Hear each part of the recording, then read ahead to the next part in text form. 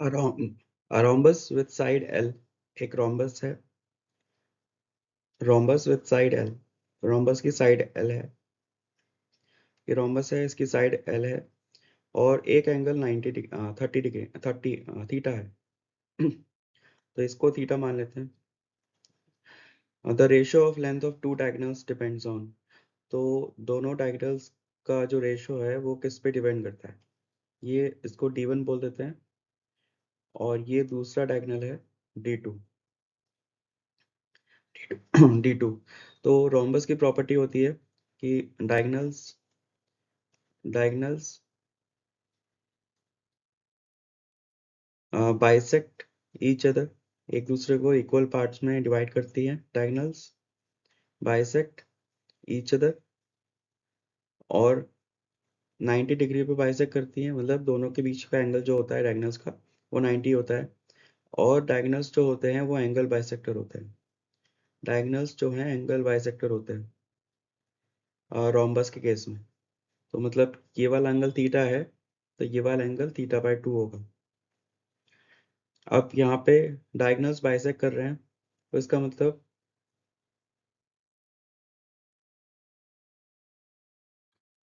अगर ये D1 था तो ये D1/2 हो जाएगा, और ये अगर D2 था तो D2/2 हो जाएगा, क्योंकि डायगोनल्स एक दूसरे को बाइसेक्ट करते हैं। और ये एंगल 90 होगा, क्योंकि दोनों के बीच में एंगल 90 होता है डायगोनल्स के बीच में। और एंगल जो है, जो डायगोनल्स जो हैं एंगल बाइसेक्टर हैं, तो ये वाला एंगल θ/2 हो जाएगा। अब ये एक राइट एंगल ट्राइंगल है, अगर ये O है, ये A है, ये B है, तो ट्राइंगल AOB एक राइट एंगल ट्राइंगल है। तो यहाँ से हम D1/D2 का रेशियो निकाल सकते हैं। तो D1, तो ट्राइंगल AOB, AOB, तो OA की लेंथ दे रखी है D1/2, OB की वैल्यू है D2/2, और एंगल B θ/2 है। तो यहाँ से ट्रिग्नोमेट्रिक रेशियो निकाल सकते हैं। तो यहाँ पे परपेंडिकुलर दे रखा है, बेस दे रखा है। यहाँ पे परपेंडिकुलर दे रखा है, परपेंडिकुलर है, बेस है। तो यहाँ से tan थीटा जो होता है, tan A is equal to perpendicular upon base होता है। तो यहाँ से थीटा कौन सा, एंगल A कौन सा है, θ/2, तो tan θ/2 is equal to D1/2 upon D2/2। तो यहाँ से D1/2 आ जाएगा। तो D1/D2 का जो रेशो है वो tan θ/2 के बराबर है, tan θ/2 के बराबर। तो मतलब जो इनका रेशो है वो थीटा पे डिपेंड करता है, एंगल बिटवीन टू साइड्स पे डिपेंड करता है। दोनों डायगोनल्स के का जो रेशो है वो थीटा पे डिपेंड करेगा, डिपेंड्स ऑन थीटा।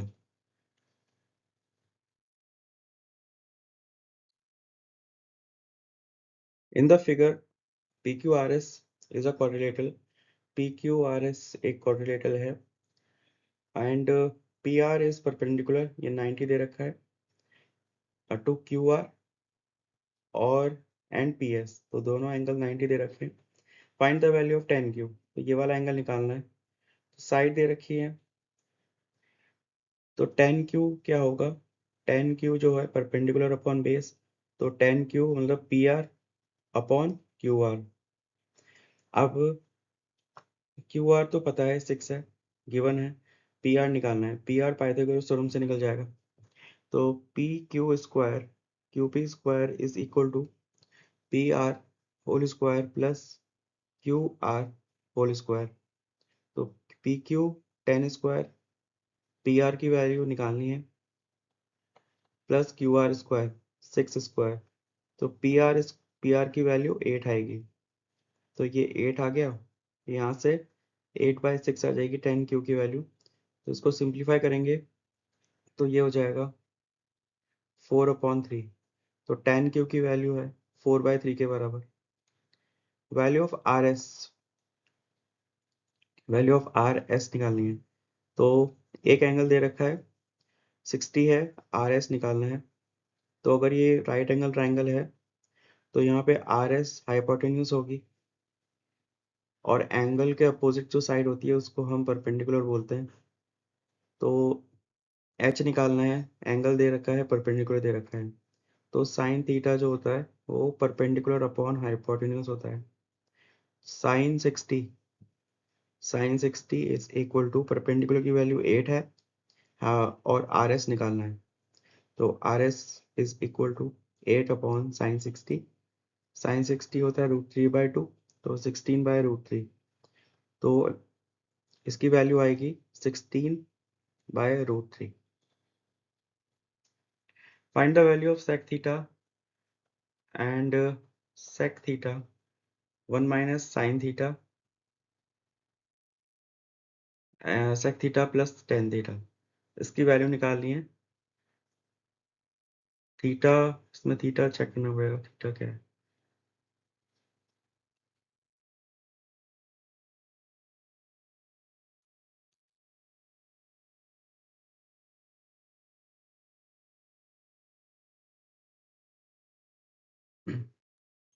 तो ये जो क्वेश्चन थर्ड है, ये एक एक्सप्रेशन है, इसको सिंप्लीफाई करना है। तो इसको सिंप्लीफाई करेंगे तो कुछ वैल्यू आएगी, उसकी वैल्यू बतानी है। तो ये हो जाएगा सेक थीटा और 1 माइनस साइन थीटा और sec theta plus tan theta.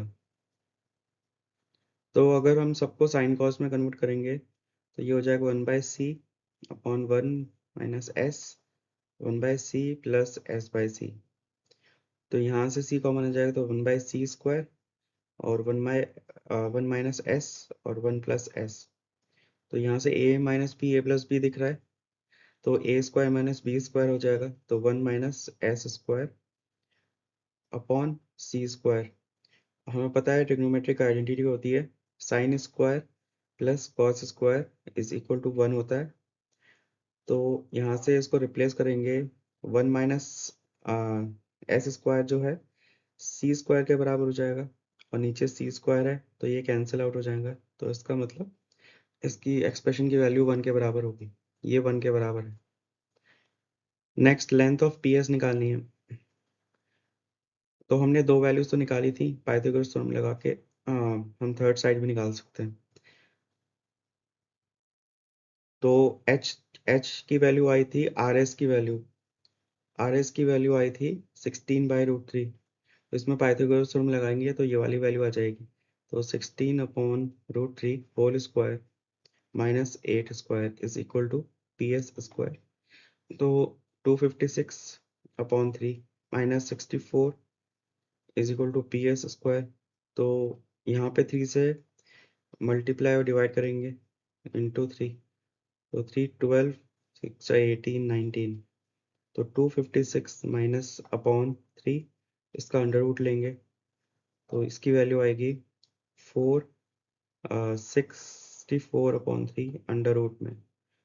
ये हो जाएगा 4√4 अपॉन रूट, ये 4√4/3 आएगी इसकी वैल्यू। तो लेंथ ऑफ पी एस जो है 4 root under root of 4/3। Find the value of tan 30 cot 60। तो टेन 30 की वैल्यू 1/√3 होती है, और cot 60 जो है टेन 60 का इन्वर्स होता है। तो यहाँ से टेन 30 इसकी वैल्यू 1/√3 होती है, और cot 60 ये 1/1060 का रेसिप्रोकल होता है, 1060 का रेसिप्रोकल होता है। तो 1060 की वैल्यू 1060 की वैल्यू √3 होती है। तो इनका मल्टीप्लाई करेंगे तो ये आएगा 1030 1/√3 और इंटू 1/√3, 1/√3, तो ये हो जाएगा 1/3। तो इसकी वैल्यू होगी 1/3 के बराबर। In the figure ABC, ADE, AQP are three right triangles. तीन राइट एंगल्स हैं, एक ये है, फिर एक ये है, एक ये है। और the value of sine A is greatest for value of sine A. तो ये वाला एंगल है साइन ए, फॉर, तो इसमें लिखा है कि जो साइन ए का जो वैल्यू है वो ट्राइंगल पी क्यू ए के लिए सबसे मैक्सिमम होगा। तो टू यू एग्री, तो इसका आंसर नो होगा। तो साइन ए की वैल्यू तीनों ट्राइंगल्स के लिए सेम रहेगी, क्योंकि साइन की वैल्यू साइड्स के रेशियो पे डिपेंड करती है। तो साइन ए की जो वैल्यू है will be same for all right angle triangles, will be same, will be same for all right angle, all triangles। तो यहाँ से क्योंकि ये तीनों ट्राइंगल सिमिलर होंगे तो इनका रेशियो ऑफ साइड्स जो होगा, कोरोस्पोंडिंग साइड्स होगा, वो बराबर होगा।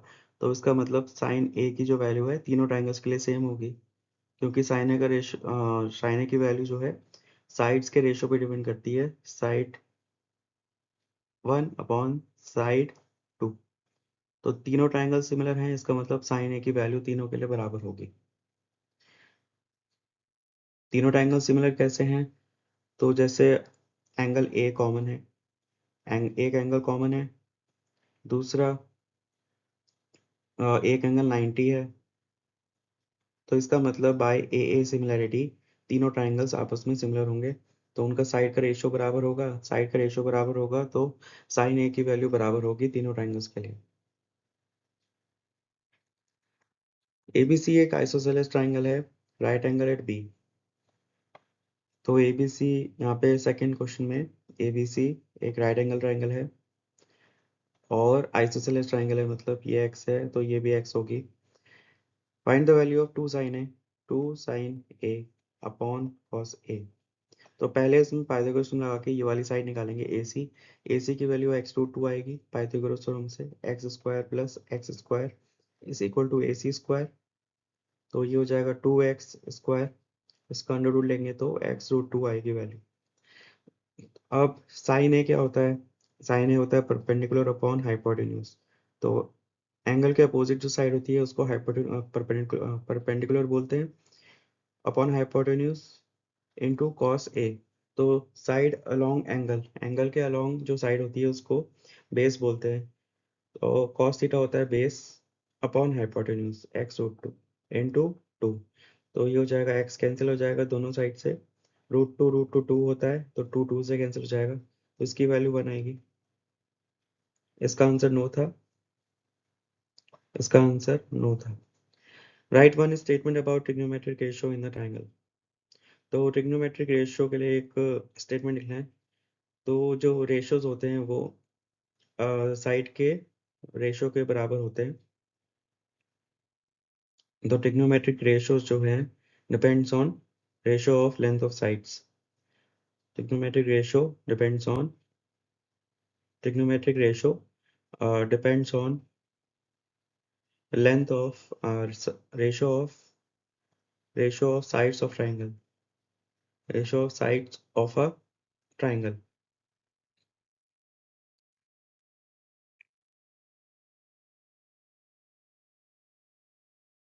अब इसमें दो दो पार्ट्स हैं इस क्वेश्चन में। If cos square theta minus sine square theta, तो cos को c बोल सकते हैं, c minus S square is equal to 3/4।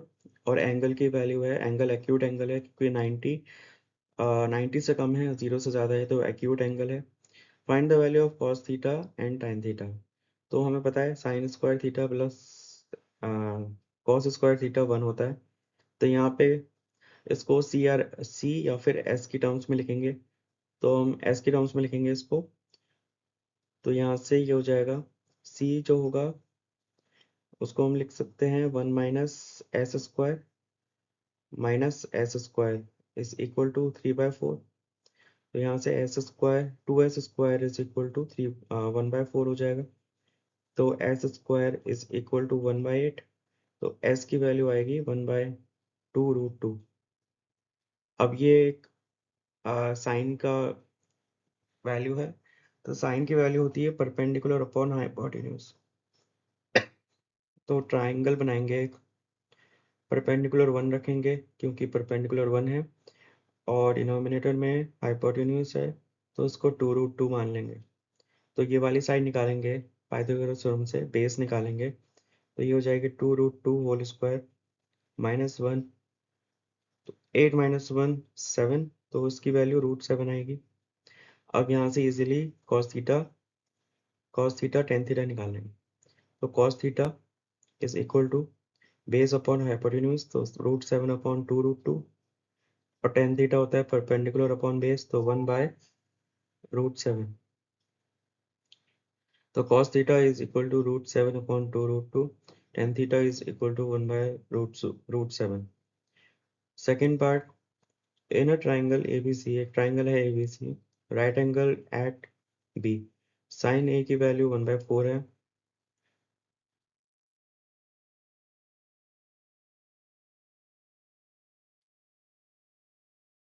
sin A की वैल्यू 1/4 है,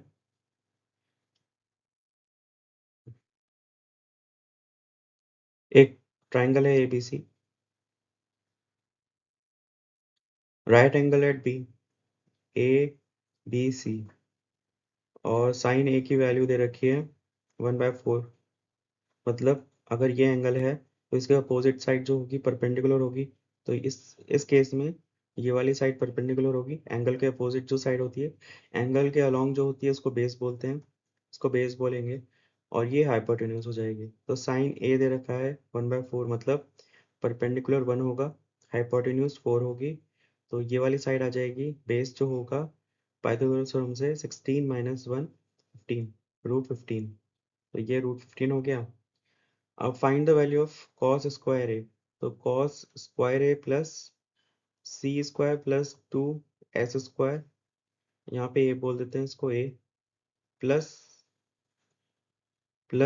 2s square C plus 2c square C. तो पहले एंगल ए के कोरिस्पॉन्डिंग ट्रिग्नोमेट्रिक रेशियो निकालेंगे। तो cos ए, अगर अब एंगल ए को देखेंगे इस केस में, ये वाला केस एंगल ए का है और ये एंगल सी का है, तो दोनों में वैल्यूज डिफरेंट होंगी, साइन स्क्वायर की, कॉस स्क्वायर की। तो कॉस स्क्वायर में एंगल ए के कोरिस्पॉन्डिंग जो बेस है वो √15 के बराबर है, और हाइपोटेन्यूज 4 है, इसका स्क्वायर लेंगे, प्लस साइन ए मतलब 1/4 का होल स्क्वायर, इंटू 2 करेंगे, तो ये इसकी वैल्यू आएगी, तो 15 + 1 16 अपॉन 16 1, तो इसकी वैल्यू 2 आएगी। अब यहाँ पे साइन सी दे रखा है, मतलब यहाँ पे एंगल चेंज हो जाएगा और यहाँ पे रेशो भी चेंज होगा, तो एंगल सी है अब, तो यहाँ पे परपेंडिकुलर चेंज हो जाएगा, तो यहाँ पे एंगल सी के कोरिस्पॉन्डिंग परपेंडिकुलर जो होगा ए बी होगा, और बेस जो होगा बी सी होगा, तो यहाँ पे परपेंडिकुलर और बेस दोनों चेंज हो जाएंगे, हाइपोटेन्यूज सेम रहेगा। तो 2 bracket sine C perpendicular upon hypotenuse, तो √15 upon 4 whole square plus 2 cos C, base upon base क्या है 1 है, अपॉन 4 उसका होल स्क्वायर, तो ये हो जाएगा।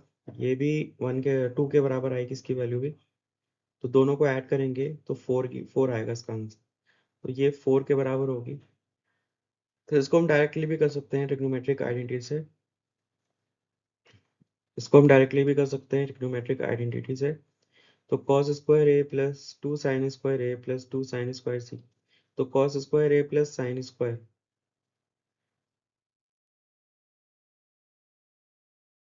तो यहाँ पे ये 2 मिसिंग है, यहाँ पे 2 आएगा, यहाँ पे 2 आएगा। इसको हम डायरेक्टली भी कर सकते हैं, क्योंकि sine square plus cos square A जो होता है वो 1 के बराबर होता है, तो 2 bracket cos square A plus sine square A plus 2 cos square C plus sine square C, तो ये 1 हो जाएगा, क्योंकि आइडेंटिटी होती है, ये भी 1 हो जाएगा, तो यहाँ से 4 आएगी इसकी वैल्यू, तो इसकी वैल्यू 4 के बराबर होगी। इफ कॉस ए की वैल्यू दे रखी है, मतलब एक राइट एंगल ट्रायंगल बनाएंगे, ये एंगल 90 होगा, ये ए होगा, तो कॉस ए दे रखा है 12/13, मतलब बेस अपॉन हाइपोटेन्यूज दे रखी है 12/13, क्योंकि कॉस थीटा होता है बेस अपॉन हाइपोटेन्यूज, तो एंगल ए के कोरस्पॉन्डिंग कॉस की वैल्यू निकाल रखी है, तो एंगल ए के अलोंग जो साइड होगी वो बेस होगी और एंगल ए के अपोजिट जो साइड होगी वो परपेंडिकुलर होगा और ये हाइपोटेन्यूज होगा। तो बेस की वैल्यू 12 है क्योंकि कॉस कॉस जो होता है बेस अपॉन हाइपोटेन्यूज होता है। एच की वैल्यू 13 है, हमें निकालनी है इसकी वैल्यू। तो 5 अपॉन साइन ए लिख सकते हैं इसको, क्योंकि साइन ए कॉस ए का अपोजिट होता है, रेसिप्रोकल होता है। 4 tan ए। अब यहाँ पे परपेंडिकुलर और बेस के टर्म पी बी एच के टर्म्स में हम इसके वैल्यूज को लिख लेंगे। तो 5 अपॉन, क्योंकि एंगल सेम है तो कोई भी वैल्यू चेंज नहीं होगी पी बी की। तो साइन ए अपॉन परपेंडिकुलर अपॉन हाइपोटेन्यूज होता है, -4 tan ए होता है परपेंडिकुलर अपॉन बेस। तो पी बी एच की वैल्यू रख देंगे यहाँ पे। P इंटू एच की वैल्यू 13 है अपॉन परपेंडिकुलर की वैल्यू निकालनी है, पाइथागोरस थ्योरम से निकालेंगे परपेंडिकुलर की वैल्यू। तो 13 square minus 12 square is equal to P square. तो 1 इंटू 25, तो P की वैल्यू 5 आएगी, तो यहाँ से P 5 आ गया। -4 इंटू पी की वैल्यू 5 है अपॉन बेस की वैल्यू 12 है, तो इसको सिंप्लीफाई करेंगे तो ये आएगा 13 -5/3। तो यहाँ पे भी 3 से मल्टीप्लाई करेंगे ऊपर नीचे, क्योंकि डिनोमिनेटर सेम करना है, डिनोमिनेटर सेम करना है। तो 39 -5/3, तो 34/3। तो इसकी वैल्यू होगी 34/3 के बराबर, 34/3 के बराबर होगी इसकी वैल्यू।